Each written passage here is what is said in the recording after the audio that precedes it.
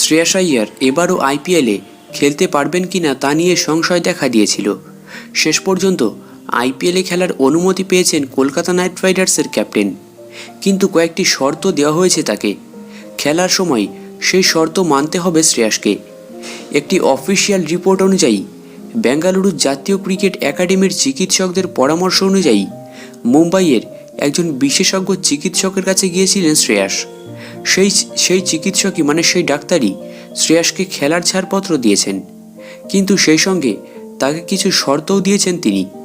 শ্রেয়াসকে সামনের দিকে পা বেশি এগিয়ে খেলতে নিষেধ করা হয়েছে, খুব বেশি ঝুঁকে শট খেলতেও নিষেধ করা হয়েছে।